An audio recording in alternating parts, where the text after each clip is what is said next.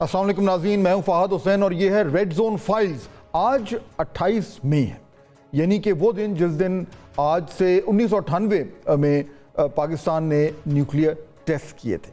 اب یہ بہت ہی اہم دن ہے اور خصوصاً یہ جو سال ہے 2025، اس میں اس دن کی اہمیت اور زیادہ بڑھ گئی۔ آج اس میں بات کروں گا کیونکہ دو بہت ہی اہم مہمان مجھے جوائن کر رہے ہیں۔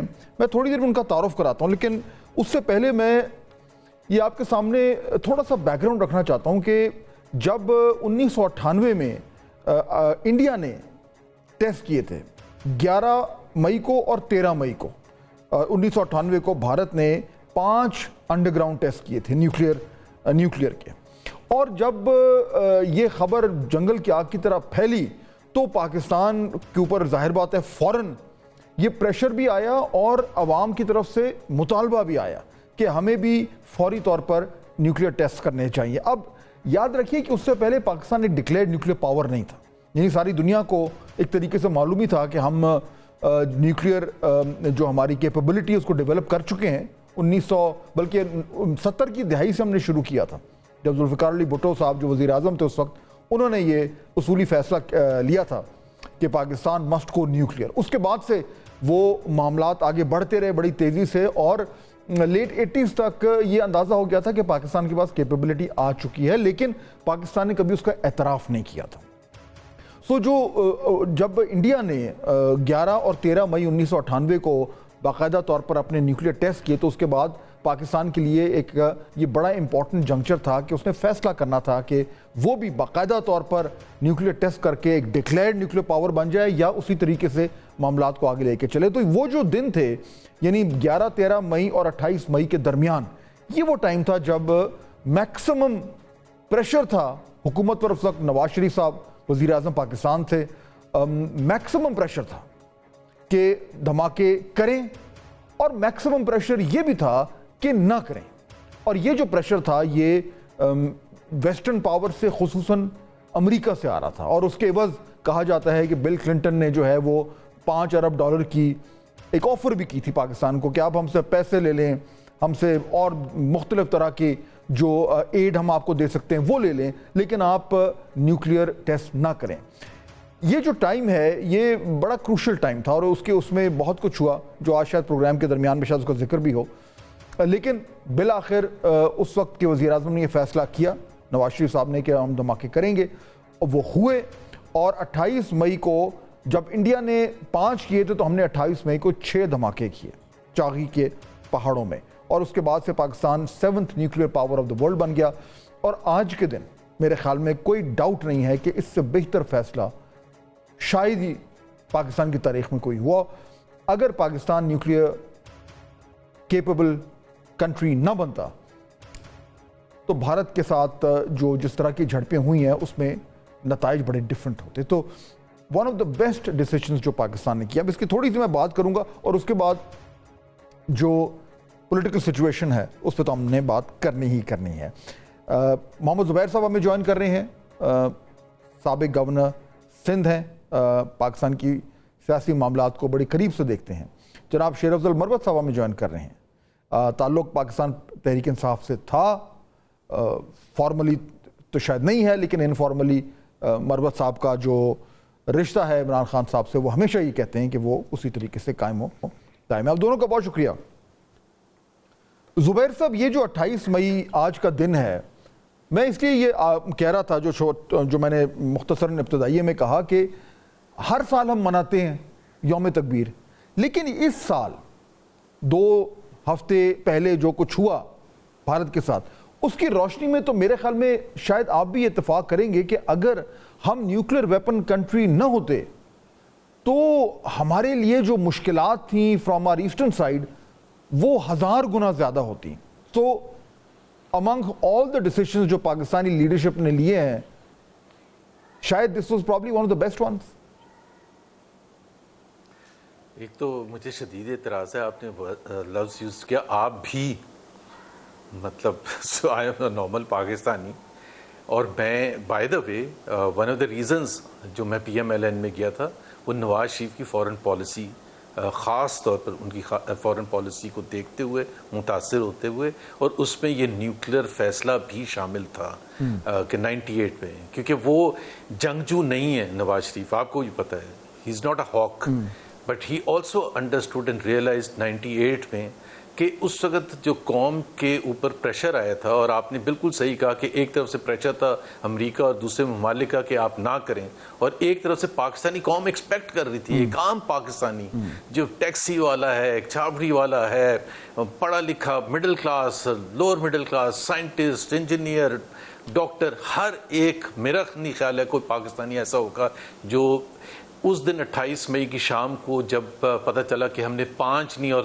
نواز شریف نے کہا 5 نہیں ہم نے 6 دھماکے کیے ہیں، تو اس سے ایک، اور یہ ایک پولیٹیکل، ایک میرا خیال ہے ایک اچھا فیصلہ تھا ایک قوم کو ایک اور خوش کرنے کا کہ انہوں نے 5 کیے تھے ہم نے 6 کیے ہیں. So I think that was a deterrence, اور وہ اس نے اسٹیبلش کیا پاکستان کے لیے وہ جو ہمارے پاس ایک ایکسپیرینس تھا 71 کا، جس میں کنٹری 2 لخت ہو گئی تھی. And we could not do anything. Everything was happening in front of us, and no country, despite commitments and despite friendship and everything, ہم سمجھتے تھے کہ شاید وہ آخر میں 7th فلیٹ آ جائے گا اور کچھ ہو جائے گا، لیکن نہیں ہوا تھا. سو ہم نے اپنی سوورینٹی کے لیے اپنی کنٹری کو آگے، اور اس میں نواز شریف نے تو وہ فیصلہ کیا تھا، بڑا فیصلہ کیا تھا، اس وقت کی ملٹری لیڈرشپ اور پولیٹیکل لیڈرشپ سب ساتھ تھی. لیکن میرا خیال ہے جو آپ نے ذکر کیا تھا ذوالفقار علی بھٹو کا، ہی ہیز، میں یہ نہیں کہہ رہا کہ کس کا زیادہ رول تھا، but a major contribution, and that came after 1971 war, کہ جس میں ڈس انٹیگریشن ہو گئی تھی. ذوالفقار علی بھٹو ریئلائز، اور اس وقت انٹرنیشنل انوائرمنٹ تھا بھی نہیں، اور آپ کو پتا کہ ہنری کسنجر جیسے سیکرٹری آف اسٹیٹ نے تھریٹ کیا تھا ذوالفقار علی بھٹو کو، یہ یاد دلانا بھی ضروری ہے کہ ڈونٹ گو نیوکلیر. اور اس کے بعد جو امریکہ نے حشر کیا، ظاہر ہے ایک رول پلے کیا، بہت امپورٹنٹ رول ذوالفقار علی بھٹو کو ہٹانے میں. اور اس کے بعد غلام اسحاق آئے، ضیاء الحق آئے، بے نظیر شہید آئیں، اینڈ ایوری ون کنٹینیوڈ. بے نظیر کا اس وجہ سے خاص طور پر کہ 1990 میں کیونکہ ہماری مشکلات تھوڑی سی کم ہو گئی تھیں جب افغانستان آ گیا تھا، سوویت یونین آ گیا تھا. سو ہمارا وہ پریزیڈنٹ یونائٹڈ اسٹیٹ جو تھا وہ کانگریشنل اس کو ایک اپنا سارٹ آف ویٹو کرتا تھا کہ پاکستان پر کچھ نہ لگائیں، because obviously they needed Pakistan. But with as soon as the سوویٹس went back, اور ایز سون ایز بے نظیر بھٹو، وہ کوئی انسیڈنس تھا، وہ بنی 1990 میں پریسلر امینڈمنٹس لگا دی precisely for this reason that Pakistan objected. بالکل یہ جو ساری کہانی آپ زبیر صاحب بیان کر رہے ہیں، یہ ایکچولی بالکل آپ صحیح کہہ رہے ہیں کہ یہ ایک کنسسٹنٹ، اگر ہماری اگر آپ دیکھیں تاریخ میں تو شاید یہ واحد ایشو ہے جس پہ حکومت میں جو مرضی ہو، یہ پروگرام ہمارا اس کے اوپر ایک کنسنسس رہا، یہ آگے بڑھتا رہا. اور جس طرح بھی آپ کہہ رہے تھے کہ ذوالفقار علی بھٹو نے شروع کیا، ان کے جو سب سے بڑے دشمن تھے جنرل ضیاء الحق، انہوں نے اس کو جاری رکھا. پھر غلام اسحاق خان صاحب کا بڑا اہم رول تھا. پھر جس طرح آپ نے کہا بے نظیر صاحب آئیں، ان کا اور غلام اسحاق خان کا جو ایک بڑا ہی کنفلکچوئل قسم کا رشتہ تھا، وہ اس کی روشنی میں بھی نیوکلیر پروگرام آگے بڑھتا رہا. پھر نواز شریف صاحب آئے، یعنی غرض یہ کہ جو بھی آیا یہ کنسنسس رہا. مروت صاحب اسی لیے جس طرح بھی زبیر صاحب بالکل صحیح کہہ رہے تھے کہ وہ جو جس دن یہ ہوا ہے 28 مئی 1998 کو، تو پاکستان میں ایک ایسا ماحول تھا، آپ کو بھی یاد ہوگا، میں اپنی یادیں بتاؤں، میں اس ٹائم نیشن اخبار کا ایڈیٹر ہوتا تھا اسلام آباد میں. تب یہ نیوز چینلز نہیں آئے تھے، تو وہ آپ کو تو اچھی طرح یاد ہوگا، آج کل کے نوجوانوں کو شاید یاد نہیں، کہ زمینیں نکلتے تھے اگر کوئی بریکنگ نیوز ہو جائے.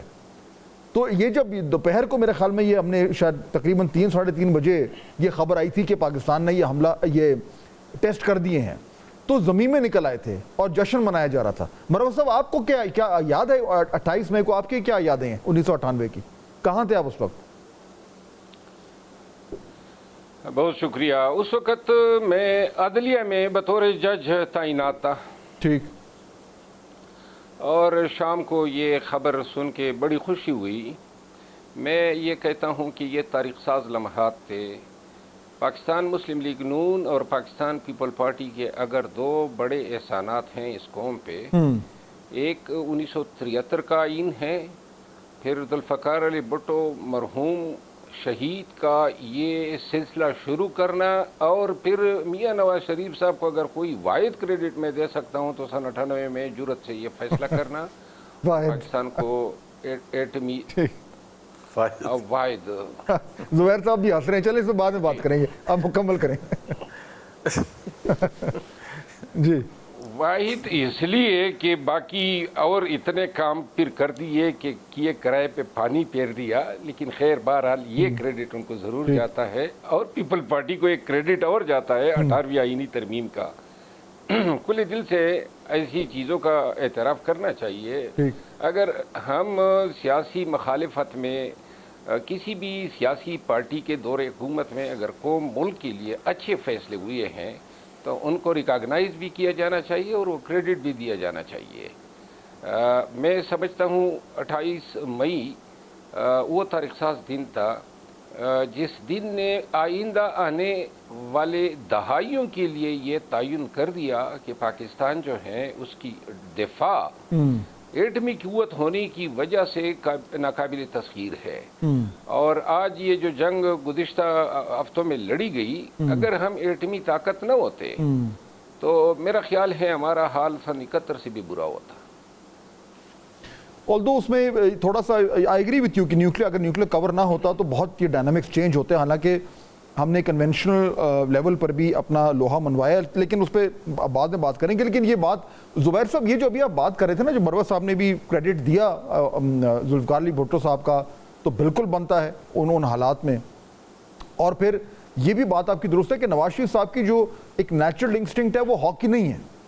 And I remember very correctly, شاید آپ دونوں کو بھی یاد ہوگا کہ جب وہ پریشر آیا, جب انڈیا نے دھماکے کر دیے تھے, تو اس وقت پاکستان میں بھی ایک ایسا اسکول آف تھاٹ تھا جو کہتا تھا کہ ہم نہ کریں, چاہے وہ کم تھا لیکن تھا صحیح.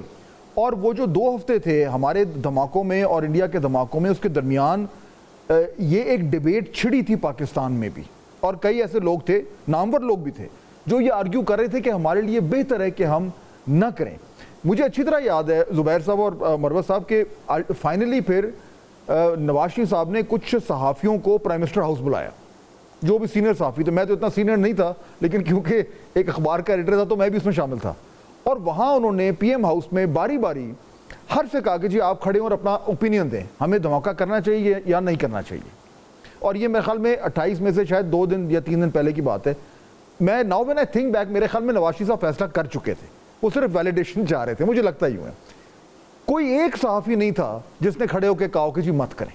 تو میرے خیال میں شاید اگر میاں صاحب کا ذہن میں کچھ شاید ڈاؤٹ تھا بھی صحیح, تو انہوں نے کہا یار میڈیا بھی سارا کہہ رہا ہے, اور اس کے بعد 2 دن بعد دھماکے ہو گئے. تو یہ امپورٹنٹ وہ تھا. لیکن اس کے بعد سے زبیر صاحب میرے خیال میں وہ جو اسکول آف تھاٹس ہے تو کہتا تھا کہ نہ کریں, اس کے بعد سے اب وہ اسکول آف تھاٹ میرے خیال میں ختم ہو گیا.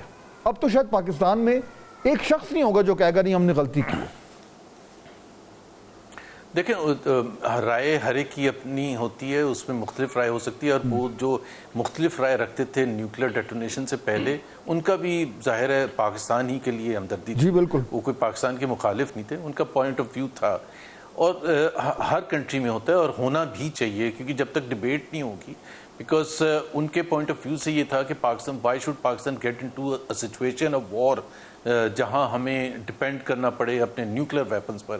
اور ایک اکانومی کو ایک طرف آپ نے ایک بیلنسنگ ایکٹ کرنا ہوتا ہے کہ آپ لوگوں کو بھوکا مار کے نیوکلیر بم رکھ کے. اور اس کے بعد بھی بہت ڈیبیٹ ہوئی ہے فہد, یہ اس کے بعد 2014, 15, 16, 20 میں ڈیبیٹ ایک ہوتی رہی, جیسے غربت کی لکیر سے نیچے زیادہ تر لوگ جاتے گئے, اور آج بھی مسلسل وہ سلسلہ جاری ہے. 10.5 کروڑ لوگ آخرکار غربت کی لکیر سے نیچے ہیں. تو وہ تو یہ ضرور سوال پوچھتے نا کہ ویئر ایم آئی ان دس پاکستان, جو آپ کہہ رہے ہیں. مجھے تو 2 وقت کی روٹی ملتی تو زیادہ اچھا ہوتا, میرا بچہ اسکول جاتا تو زیادہ اچھا ہوتا. آج اگر وہ پچھلے 25 سال پہ میرے بچوں پر سپینڈ کیا ہوتا تو وہ صحت کے حوالے سے, تعلیم کے حوالے سے ایک اچھا شہری اور ایک اچھا کنٹریبیوٹ کرنے والے ہوتے ہیں. سو وہ ڈیبیٹ اس حوالے سے ہوتی ہے. So it is always a very difficult opinion. And when you say Pakistan became only the 7th declared country, so it also means کہ ہر کنٹری تو نہیں کرتی ہے نا, اور وہ کنٹریز بھی نہیں کرتی ہیں جو کہ Europe went through first world war, second world war, اس سے پہلے بھی جنگیں ہوتی رہیں, لیکن بہت سی Germany is without nuclear warheads, without any missile system, without any major army and so on and so forth. So اگر ان کے عوام سے پوچھیں گے تو وہ کہیں گے کہ جی ہاں ہمیں تو یہ زیادہ اچھا ہے, وہ ہٹلر والا جرمنی نہیں چاہیے, بیکاز یہ this is economic power of Europe. So arguments دونوں طرف ہوتے ہیں. لیکن اس میں اگر میں تھوڑا سا ایڈ کروں نا مروت صاحب کہ جو آرگیومنٹ زبیر صاحب دے رہے ہیں یہ اس زمانے میں تھا, یہ ایگزیکٹلی یہ آرگیومنٹ تھا کہ جی اگر ہم اپنی ترقی پہ زیادہ پیسہ خرچ کریں اس کے بجائے کہ ہم جوری طاقت میں وہ وسائل جو ہیں اپنے جھونکیں. اب اس وقت صورتحال یوں ہے کہ ہمیں یہ احساس ہو گیا کہ نہیں یہ ضروری تھا. لیکن جو مروت صاحب, جو زبیر صاحب کا نقطہ جو I think it's very important, اور شاید وہ ہمارے لیے لمحہ فکریہ ہے کہ دیکھیے ہم سیلیبریٹ کرتے ہیں کہ ہم دنیا کی 7ویں نیوکلیر پاور بن چکے ہیں. ہم یہ سیلیبریٹ کرتے ہیں کہ ہمارے پاس ایکچولی اگر آپ یہ ڈیٹا دیکھیں تو ہمارے پاس شاید بھارت سے ان شیئر نمبرز زیادہ نیوکلیر ویپنز ہیں, اور ان سم ویز زیادہ سوفسٹیکیٹڈ ہیں. ٹیکٹیکل نیوکلیر ویپن پاکستان نے بنایا ہے. ابھی جو جنگ ہوئی ہے اس میں جو ایئر فورس کی کارکردگی ہوئی ہے اس میں ہم بار بار یہ بات کر رہے ہیں کہ ہم نے وہ ساری ٹیکنالوجی بہت حد تک انڈیجسلی بنائی ہے. تو سوال پھر ایکچولی یہ اٹھتا ہے کہ کئی جگہ پہ ہم ٹیکنالوجیکلی اتنے ایڈوانسڈ, اور کئی جگہ پہ ہمارے 2 کروڑ بچے اسکول نہیں جا رہے. جو 7 نیوکلیر ویپن کنٹریز ہیں جن کا بھی ہم ذکر کر رہے تھے, سب سے کم جی ڈی پی پاکستان کا ہے. تو پھر یہ سوال جو اٹھا رہے ہیں زبیر صاحب, ایکچولی سوال تو یہ ہے, حالانکہ میرے خیال میں اس کا جواب شاید یہ بھی بنتا ہے کہ جی وہ بھی ضروری ہے, یہ بھی ضروری ہے, لیکن یہ فیلئر آف گورننس ہے. پھر مروت صاحب یہ کیا ہے؟ آپ ایک عام آدمی کو کیسے ایکسپلین کریں گے کہ یار تمہارے بچے کو میں اسکول تو نہیں بھیج سکتا لیکن جوہری طاقت ہم ہے؟ یہ تضاد کو کیسے ایکسپلین کریں؟ یہ جو بات آپ نے کی نا, یہ ہمارے نظام میں سب سے بڑا مسئلہ یہ ہے, ہم ترقی نہیں کر پائے. ہم جمہوریت, آئین کی بالادستی, بنیادی انسانی حقوق, ان کا تحفظ نہیں کر پائے. یہی سن 98 میں جب یوم تکبیر ہوا تو ایک سال کے بعد وہی وزیر اعظم جو ہیں پابا جولا تھے, اٹک قلعے میں رکھا گیا. صلہ جو ہیں وہ یہ دیا گیا, سرکاری ملازم کو اگر آپ برخاست کرتے ہیں تو وہ عدالتوں میں جاتا ہے. اب وہاں انہوں نے مشرف صاحب کو برخاست کیا تو انہوں نے کہا آپ کون ہوتے ہیں برخاست کرنے والے, میں آپ کو برخاست کرتا ہوں. تو جس ملک میں یہ اختیارات سے تجاوز جو ہیں اس کا کوئی علاج کبھی ہم نے نہیں نکالا. ادارے جو ہیں وہ اشخاص کی پسند اور ناپسند پہ فیصلے مرتب کرتے ہیں. آپ ماضی میں حال میں دیکھیں, عدلیہ میں جو چیف جسٹس صاحب آ جاتا ہے اس کے آنے کی دیر ہوتی ہے کہ سپریم کورٹ جو ہیں ان کے فیصلوں میں ریفلیکشن آنے لگتی ہے کہ ان کا جھکاؤ کس طرف ہے. اسی طرح آپ آرمی چیف کا دیکھ لیں, یعنی ماضی میں آل تک یہاں پہ پورا ادارہ جو ہے وہ اس کے آبرو کے اشارے پہ ہوتا ہے. اب ہم نے بیسیکلی اشخاص کو تو مضبوط بنانا شروع کر دیا ہے, اداروں کو جب تک مضبوط نہیں کریں گے, جب تک انسٹیٹیوشنلائز طریقے سے کوئی شخص اپنے اختیارات سے تجاوز کرنے کے قابل ہی نہیں ہوگا, تب پاکستان جو ہے ترقی دیکھ سکتا ہے. اور جب تک اس طرح کوئی چیک اینڈ بیلنس نہیں ہوگا, وزیر اعظم کی بھی مثالیں ہیں, وزرائے اعظم نے بھی تجاوز کیا. آپ چیف جسٹس افتخار چودھری کی مثال لے لیں, پھر کوسا صاحب کی مثال لے لیں, ثاقب نثار صاحب کی, قاضی فائز عیسیٰ صاحب کی. شخص چہرے بدلنے کی دیر ہیں کہ پوری کایا پلٹ جاتی. لیکن مروت صاحب سوال یہ پیدا ہوتا ہے نا کہ وہ انہی لوگوں کے نیچے نیوکلیر پروگرام تو چلتا رہا, انہی لوگوں کے نیچے میسائلز بھی ہمارے زبردست بنتے رہے, ہم اور ٹیکنالوجی جو ہماری ڈیفنس ریلیٹڈ ٹیکنالوجی ہے اس میں ہم جو ہے وہ ترقی پاتے رہے انہی لوگوں کے نیچے, اور انہی لوگوں کے نیچے جو ہمارے گورننس ہے وہ خراب ہوتی گئی. دیکھیے 2-3 فیصلے ایسے ہوتے ہیں جن پہ ریاست کڑی ہوتی ہے اور اس کی سروائیول کا انحصار جو ہے وہ انہی فیصلوں پہ ہوتا ہے.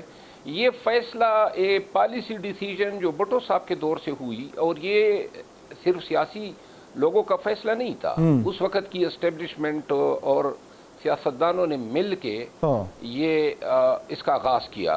اور پھر آپ دیکھتے ہیں تسلسل ہیں, سیاستدان چاہے کوئی بھی ہو, آرمی چیف کوئی بھی ہو, لیکن یہ نظام یہ ترقی یہ پروگرام چلتا رہا، اور جہاں پہ تھوڑا سا بھی کسی نے جرت کی ڈیویٹ ہونے کی، میں مثال دے دیتا ہوں، ڈاکٹر عبدالقدیر خان کی انٹرویو اویلیبل ہے جس میں انہوں نے کہا جی کہ 500 سے زیادہ 500 یعنی جو بیلسٹک میزائل ہیں وہ اسرائیل کو ہٹ کر سکتے تھے، تو مشرف نے کہا کہ نہیں، ہمیں انڈیا تک رینج کے میزائل چاہیے۔ اب آپ مشرف کی بہت سارے اچھے کام بھی ہوں گے، لیکن یہ ایک فیصلہ اس کا ایسا ہے جو آج بھی برا یاد کیا جاتا ہے، تو لہٰذا کوئی یہ افورڈ ہی نہیں کر سکتا ہے، نہ سیاست میں اور نہ ڈیفنس یا اسٹیبلشمنٹ، اب تو وہ پاکستان کی سرحد بالکل دیکھیے کوئی افورڈ نہیں کر سکتا ہے، اور اب تو اس کی کوئی گنجائش رہی نہیں گئی، کسی کو یہ اجازت دے سکتی ہے، نہیں بالکل صحیح کہہ رہے ہیں نہ فوج کسی کو یہ اجازت دے سکتی ہے، نہ پاکستانی عوام کسی سیاستدان کو یہ اجازت دیتے ہیں کہ وہ اپنے تئیں کوئی ایسا فیصلہ کرے جس سے پاکستان کی دفاعی قوت جو ہے، اور اگر کسی کو کوئی شک و شبہ تھا بھی صحیح، تو میرے خیال میں وہ پورا ہو گیا ہے، جو ابھی 2 ہفتے پہلے جو کانفلکٹ ہوا ہے۔ لیکن میں نے ایک جی زبیر پوائنٹ اگر آپ کے پاس جی پلیز کوئکلی دیجیے گا، پھر میں ذرا پولیٹیکل ایشوز بھی جانا چاہ رہا ہوں۔ جی دیکھیں، ایک تو اس میں کوئی دو رائے نہیں ہے، جیسے آپ نے کہا اس وقت کہ پاکستان کو کیا کرنا چاہیے تھا، and we are very happy کہ ہم نے یہ ڈیٹرنس کیا۔ پوائنٹ یہ نہیں ہے، پوائنٹ یہ ہے کہ there is an economic cost to it, please understand. جب آپ یہ کہتے ہیں نا کہ پھر ہم نے وہاں کیوں نہیں ترقی کی، there is an economic cost to it. اور بہت سے لوگوں کا پوائنٹ آف ویو تھا، for example from Soviet Union's experience, کہ اس کے پاس کتنے نیوکلیر وار ہیڈز تھے، سب کچھ تھا، لیکن اکانومی پر فوکس نہیں کیا اور ٹوٹل کولیپس ہو گیا۔ The first hit came and it collapse. Point یہ ہے کہ there is an economic cost to it. جو پالیسی میکرز ہوتے ہیں they must understand that and they must be very open in their communication to the people کہ there is an economic cost to it.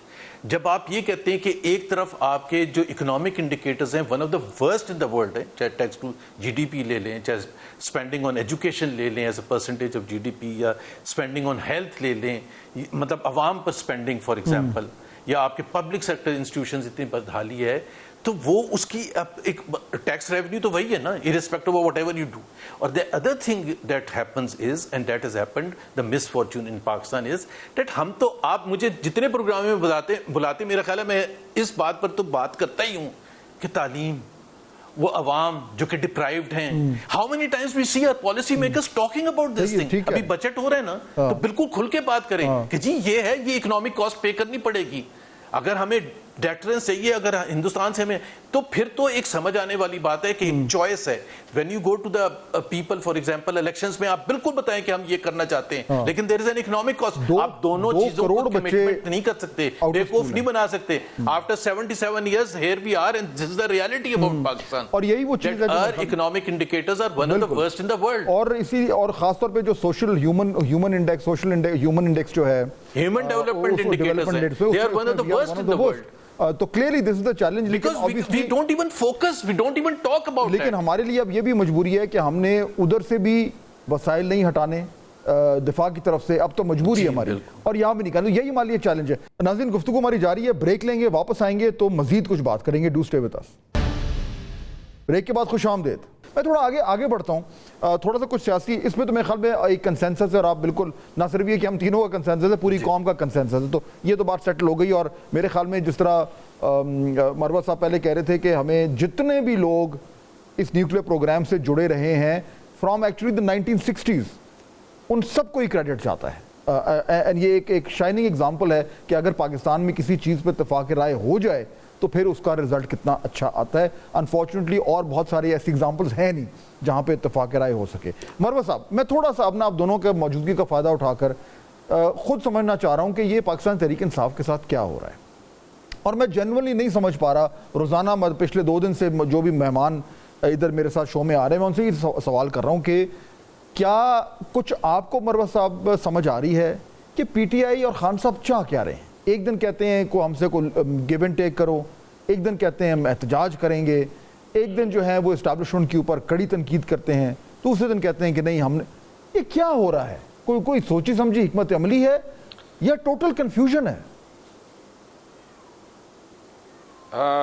اس حوالے سے میں یہ کہوں گا کہ ایک تو میری ذاتی رائے ہے کہ تھوڑی بہت میری آہ بھی لگی ہے ان کو، میرے ساتھ تکبر کیا ہے، اور میرا خیال ہے کہ جس وقت لوگوں کو ہم والنٹیرلی جا کے مارے کھاتے تھے اور لاکھوں کی تعداد میں نکالا کرتے تھے، اس کی اہمیت کا شاید اندازہ نہیں تھا۔ یہ سوچا گیا کہ گویا یہ تو خان کے لیے نکلتے ہیں، کوئی بھی نکال سکتا ہے۔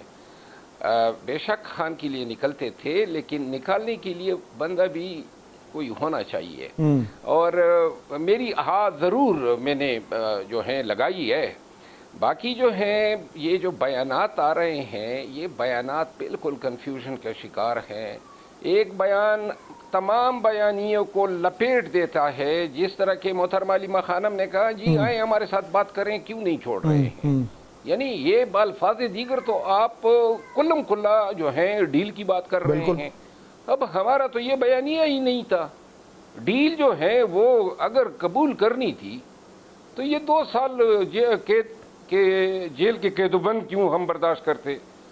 دوسری بات یہ ہے کہ 2 دن پہلے خان کا بیان آیا کہ تحریک کی تیاری کرو۔ اب تحریک کے لیے ورکر جو ہے تبھی نکلے گا جب ورکر کو یہ یقین ہو کہ قیادت جو ہے وہ تحریک چلانا چاہتی ہے۔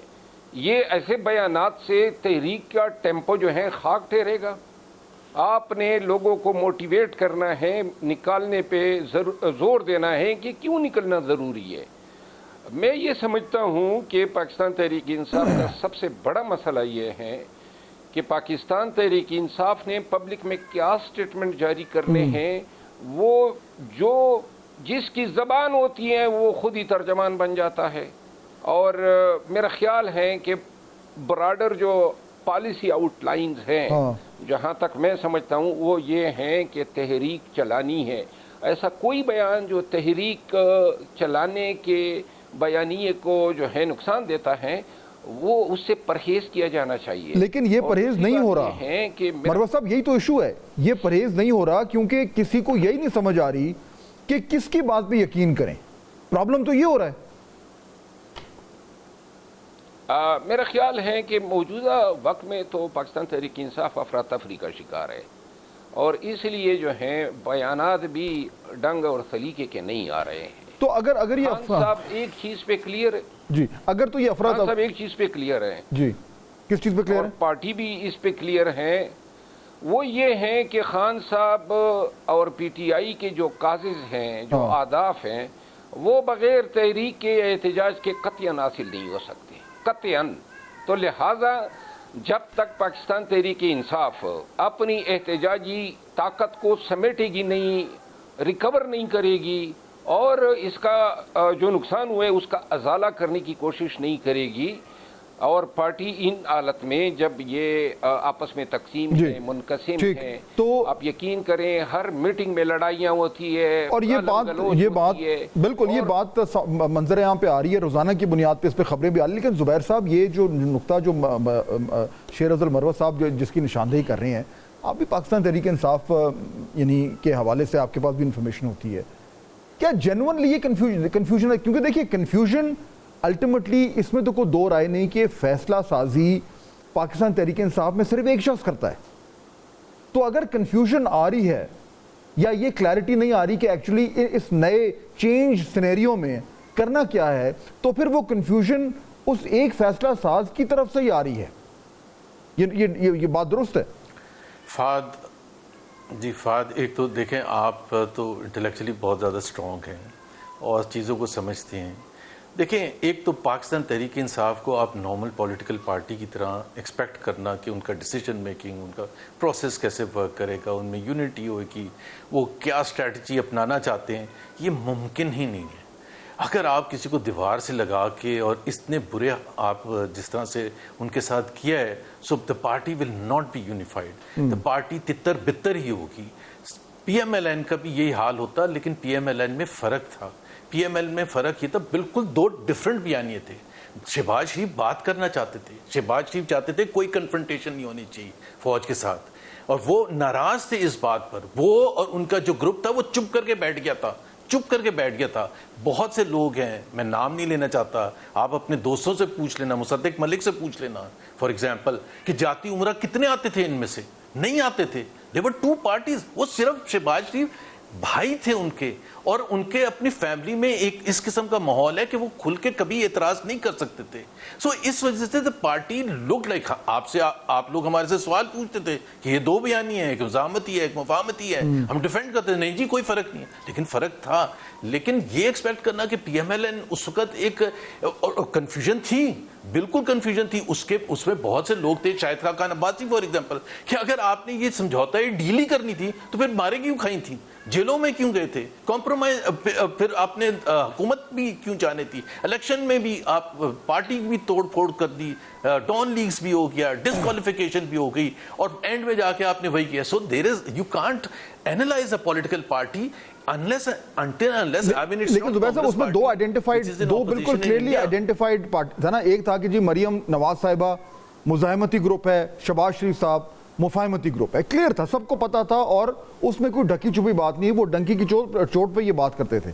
پاکستان تحریک انصاف میں عمران خان صاحب کے علاوہ تو کوئی پاور سینٹر ہے ہی نہیں, کوئی کلیئرلی ڈیوائیڈڈ, کوئی دو گروپس نہیں ہیں, ہر بندہ اپنی اپنی بات کر رہا ہے. فیصلہ صرف ایک بندہ کرتا ہے, عمران خان. فہد اس میں جی, پہلے تو میں اس کو ڈیفینڈ نہیں کر رہا پی ٹی آئی میں. obviously if I was in PTI I would have suggested one basic point کہ بھائی آپ پبلک میں اپنی نہ ایک دوسرے کی کلاس لیا کریں, یہ تو بھائی ایک بیسک فنڈامنٹل ہے, اس پہ تو کوئی دو رائے ہی نہیں ہے. لیکن اس وقت یہ تھا کہ چونکہ شہباز شریف کی طرف سے ایک طرف احترام کا وہ تھا, اور ان کے جو چاہنے والے تھے, ان کے گروپ والے کبھی بھی کوئی ایسا بیان یا کوئی ایسی حرکت نہیں کرتے تھے جس سے نواز شریف یا مریم نواز امبیرس ہوں. لیکن انٹرنلی تو بہت سیریس رفٹ تھا, بہت سیریس رفٹ تھا, ہاؤ ٹو اسٹریٹجائز, آگے کیسے چل رہے ہیں, ہم نے فوج کے ساتھ کنفرنٹیشن کرنی ہے, فوج کے ساتھ لڑائی کرنی ہے, اور پھر جیسے جیسے جدوجہد چلتی ہے ویسے ویسے آپ ایک مشکل وقت, مطلب P T I is in a situation کہ یار اس سے اچھا تو ہم اس وقت اتنا ایگریسو نہ ہوتے, اور اس میں بہت وزن ہے کہ اتنا ایگریسو نہ ہوتے. حکومت چلی گئی تھی, ووٹ آف نو کانفیڈنس ہو گیا تھا, سو بلیڈی ووٹ. اگر ایک نارمل پالیٹکس کرتے رہتے, they would have been far better off than what Imran خان's policy was کہ اتنا ایگریسولی چاہیں اور سب کچھ کریں. وہ تو بالکل ہم واپس مڑ کے بہت سی چیزوں پر, ان کے فیصلوں پر جو بڑے فیصلے تھے, اس کو کرٹیسائز کر سکتے ہیں. آج بھی I don't know why Imran Khan کی طرف سے ایک بیان آ جاتا کہ جی یہ for example Aleema Khan, I don't think so she's helping the cause of PTI because وہ she is not in the decision making process, but ظاہر سی بات ہے بہن ہے, اس لیے بہت سے لوگ ریسپیکٹ کرتے ہیں. ناظرین بریک کا وقت ہو رہا ہے, تھوڑی دیر میں واپس آئیں گے اور گفتگو کا سلسلہ ادھر ہی سے آگے بڑھائیں گے. Welcome back. جیسے ہم نشاندہی کی مروہ صاحب, جو یہ کنفیوژن ہے, اب اگر یہ دیکھیں نا, آپ کا اپنا جب آپ پارٹی میں تھے تو آپ تو بار بار یہ کہتے تھے کہ جی مزاحمت کرنی ہے تو ذرا مجھے میرے حوالے کریں نا اختیارات, میں آپ کو کر کے دکھاتا ہوں کہ کس طریقے سے مزاحمت ہوگی. اب یہ صورتحال ڈیفرنٹ ہے مروہ صاحب, آپ ایک سیاستدان ہیں, آپ صورتحال کو سمجھتے ہیں. انڈیا کو شکست دینے کے بعد معاملات ڈیفرنٹ ہو گئے ہیں. اب اس وقت مثال کے طور پر اگر عمران خان صاحب آپ سے پوچھتے کہ بھائی آپ تو بڑے مزاحمت کے اور احتجاج کے حامی تھے, اب بتائیں کیا کریں, تو آپ کیا ایڈوائس دیں گے, اب پی ٹی آئی کو کیا کرنا چاہیے؟ ایک تو میں اپنے ساتھ روا رکھے گئی ہے جو سلوک ہیں, رویہ ہیں, اس سے میں بہت زیادہ بدل ہو چکا ہوں, اور میں کبھی یہ توقع ہی نہیں کرتا تھا کہ میرے ساتھ اس طرح کریں گے, اور وہ بھی خواہ مخواہ میں 3 دفعہ نکالا گیا ہوں. پہلی بات. دوسری بات یہ ہے کہ موجودہ وقت میں اگر آپ حکومت کو, اسٹیبلشمنٹ کو, پی ٹی آئی کو دیکھیں تو ایک چیز ان تینوں میں کامن نظر آتی ہے, وہ ہے ایب نارمیلٹی. تمام لوگ ایب نارمل نظر آ رہے ہیں, یعنی کہ جو کچھ ہو رہا ہے ملک میں یہ بھی ایب نارمل ہے. کبھی ہوا ہی نہیں ہے اس طرح عدالتوں کے ساتھ جو ہوا, جو پبلک رائٹس کے ساتھ ہوا, جو جس طریقے سے جو ہیں یہ واقعات ہو رہے ہیں, اور پھر جس ڈٹائی سے جھوٹ بھی بولے جا رہے ہیں. میں یہ سمجھتا ہوں کہ جب میں نے احتجاج کا بیڑا اٹھایا تھا تو شاید میں خود بھی اب نارمل تھا. یہ اس کے لیے شاید ہی کوئی دوسرا مناسب لفظ ہوگا. یہ کوئی نارمل لوگ اس طرح کی چیزوں میں چھلانگ نہیں لگا سکتے ہیں, اور نہ یہ نارمل چیزیں تھی. یہ پکڑ دکڑ, اغوا, یہ مارا ماری, اور پھر ایک بڑا ہرکولین ٹاسک تھا لوگوں کا خوف دور کرنا 9 مئی کے بعد، ان کے جب پی ٹی آئی کا جھنڈا کوئی نہیں اٹھا سکتا تھا. تو لیکن اب آپ کیا ایڈوائز کریں گے؟ میں ہوں کہ اب خان صاحب کو آپ کیا ایڈوائز کریں گے؟ اب تو کیا کریں؟ میں تو خان صاحب کو تب تک ایڈوائس نہیں دوں گا جب تک کہ میں خود اپنی ان گناہگار آنکھوں سے دیکھ نہ لوں کہ کوئی دوسرا مرد مجاہد پیدا ہوتا ہے احتجاج کے لیے یا نہیں.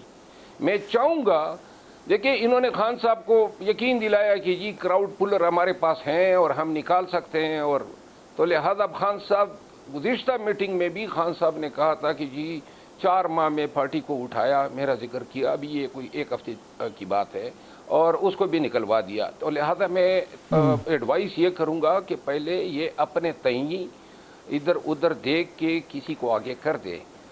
لیکن میں یہ سمجھتا ہوں کہ چونکہ ان لوگوں نے 9 مئی کے بعد تو یہ سارے بھاگ گئے تھے، تو لہذا ان کو نہ احتجاج کا طریقہ آتا ہے، نہ اسٹریٹجی کا علم ہے، نہ پلان اے نہ پلان بی ہے.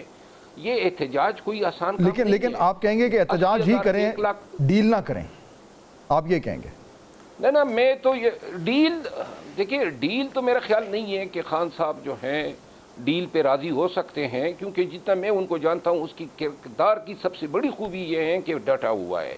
میں یہ سمجھتا ہوں کہ پاکستان تحریک انصاف جو ہے وہ تب ہی کوئی فیصلہ اسٹیبلشمنٹ اور حکومت کے ساتھ کر سکتی ہے جب دونوں کو یہ اندازہ ہو کہ P T I us position میں ہے کہ تحریک چلا سکتی ہے، اور وہ اس پوزیشن میں اس وقت نہیں ہے، تحریک چلانے ابھی نہیں ہے. بالکل ٹھیک ہے، بہت شکریہ. میں بہت ختم ہو گیا، یہ ڈسکشن بڑی انٹرسٹنگ تھی، لیکن میں دونوں اپنے مہمانوں کا شکریہ ادا کرنا چاہوں گا. عظیم معاملات آپ کے سامنے ہیں، مشکل چیلنجز ہیں، لیکن بڑے فیصلے جو ہیں ان کے کرنے کا وقت بھی آن پہنچا ہے. آپ سے انشاءاللہ ملاقات ہوگی کل. اللہ حافظ.